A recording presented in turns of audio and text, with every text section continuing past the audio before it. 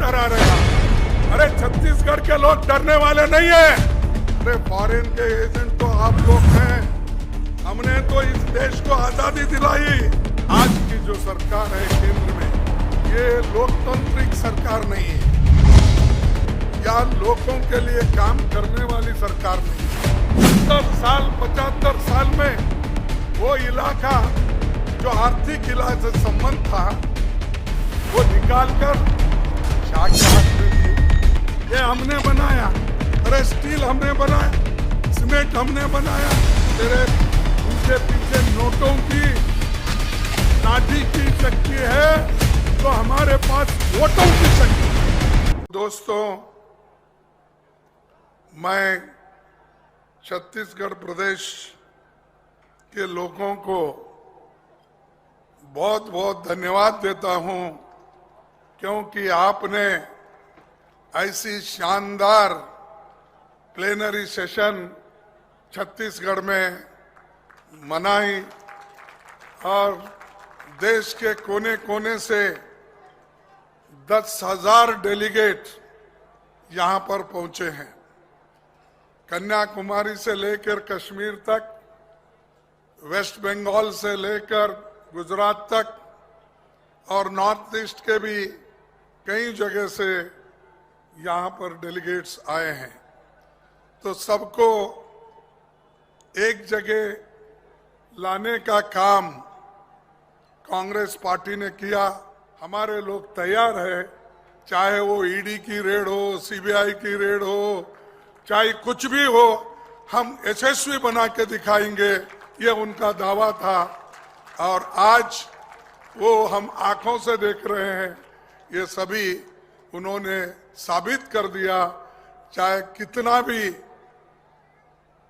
तकलीफ हो, इसको यशस्वी बनाएंगे, ये उन्होंने किया। और इससे पहले हमारे उदयपुर सेशन में तो अपने गहलोत साहब ने वहां पर राजस्थान में किया था। तो इसी ढंग से आज यहाँ प्लेनरी सेशन ये ऐतिहासिक है। 85वां सेशन है। ऐसे सेशन हर जगह नहीं होते। हर जगह मीटिंग्स होते हैं, हर जगह कॉन्फ्रेंस होते हैं, हर जगह पब्लिक मीटिंग होते हैं। लेकिन ये जो प्लेनरी सेशन होना, मुझ जैसे एक ब्लॉक कांग्रेस कमेटी से लेकर पीसीसी से लेकर आज एआईसीसी का जो पद मुझे मिला, ये कांग्रेस पार्टी ने बहुत बड़ा गौरव मुझे दिया है। इसलिए हमारे डेलीगेट्स को भी मैं धन्यवाद देता हूं। हमारे वर्किंग कमेटी के जो स्टीयरिंग कमेटी है, उनको भी मैं धन्यवाद देता हूं।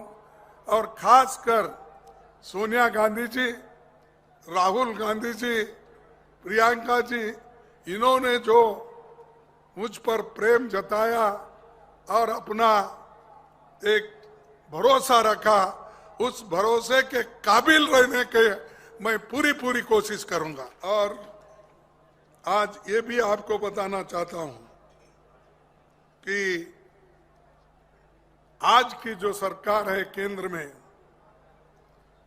ये लोकतांत्रिक सरकार नहीं है या लोगों के लिए काम करने वाली सरकार नहीं है।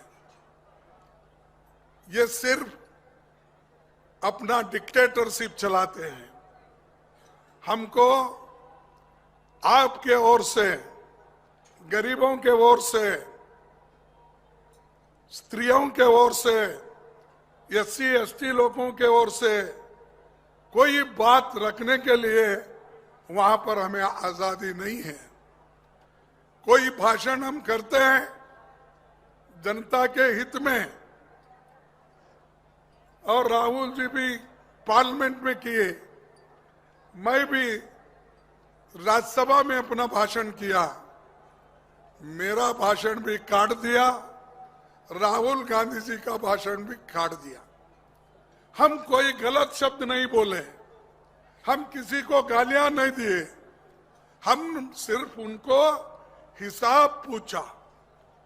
भाई, जो अदानी 2004 पहले उसकी संपत्ति थी 3000 करोड़, 2014 में बनी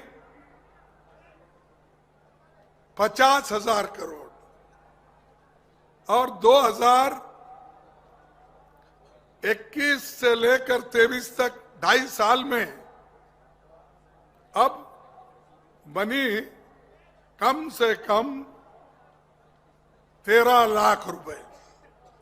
ऐसी कौन सी जादू है आपको बताओ, हमको बताइए। नहीं तो प्रोग्राम की जरूरत ही नहीं है, वेलफेयर स्कीम की जरूरत नहीं, प्रधानमंत्री किसान भी न को, वो भी न को। जो मंत्र आपने अदानी को पढ़ाया वही मंत्र हमको भी बोलिए। 1 रुपए को 13 रुपए कैसा होता है, या 1 लाख को 13 लाख कैसा होता है, सिर्फ 2.5 साल में। ये है एक व्यक्ति के लिए पूरा राष्ट्र उन्होंने गिरवी रखा, पूरे राष्ट्र के लोगों को तबाह किया। किसका पैसा है? 80,000 करोड़ उन्होंने एक इंसान को, एक कंपनी को अगर लोन देता है, क्या वो किसी के ओर से भी नहीं है? वो LIC का पैसा है जो लोग हमारे बच्चों के लिए इंश्योर करते हैं। उन्होंने भी इतना लोन दिया, पूछो मत। तो ये इतना बड़ा लोन एक व्यक्ति को देते हैं, और वो भी कई के लिए देते हैं जो सरकार के कंपनियां खरीदने के लिए, मॉर्टगेज कर लेने के लिए लॉन्ग लीज पे देते हो। और पैसा हमारा, संपत्ति हमारी, पब्लिक सेक्टर्स हमारे, और खरीदने वाले हमारे पैसे से अदानी, और इसको आशीर्वाद देने वाले कौन? मोदी। मोदी साहब ये तो हमेशा ये कहते हैं, मैं खाऊंगा नहीं न खाने दूंगा, यही कहा ना लफ्ज, हाँ? न खाऊंगा न खाने दूंगा। अब भाई आप बोलिए, आप नहीं खा रहे, पैसे तो कोई खाते नहीं, लेकिन हमारी संपत्ति एक एक बेच रहे ना। ये पैसा किसके पास जा रहा है? तुम्हारे दोस्त के पास जा रहा है। वो कौन सा दोस्त है जिसके प्लेन में आप प्रधानमंत्री की वोट लेने के लिए गुजरात से आए थे? वो उसी के प्लेन में आए थे और बोलते हैं मैं रिश्वत को कभी बर्दाश्त नहीं करूंगा, करप्शन बंद। कहां बंद है भाई? ये हो सकता है कि छोटे छोटे करप्शन में बंद किया, लेकिन बड़े बड़े करप्शन के लिए मैं अलाउ किया, यही हो सकता है।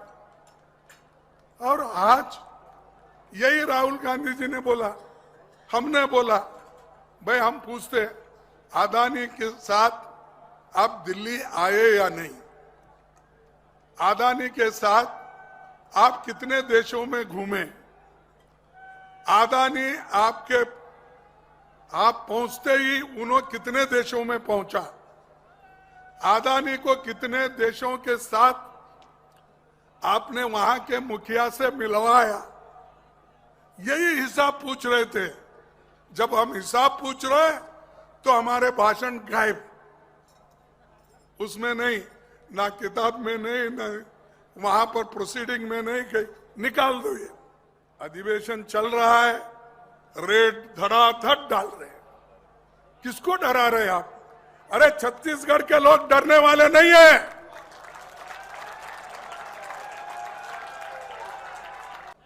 तो डरना है तो आप डरते हो, इसीलिए तो ऐसे रेट डालते हो।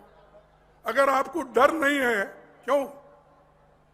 क्यों आपने जो फाइनेंस डिपार्टमेंट का डिपार्टमेंट ईडी है उसको होम डिपार्टमेंट से क्यों जोड़ा? 70 साल 75 साल में वो इलाका जो आर्थिक इलाज से संबंध था वो निकालकर शाह के हाथ में दिए। सब शाह ने अपने हाथ में लिया और दोनों मिलके देश में अपना डिक्टेटरशिप चलाना चाहते हैं। तो यही खतरा है लोकतंत्र के लिए। ये हमने बनाया, अरे स्टील हमने बनाया, सीमेंट हमने बनाया, AIM, IIT, IIIT किसने? आपने बनाया। मेहनत करा मुर्गा साहब, अंडा खाया फकीर साहब।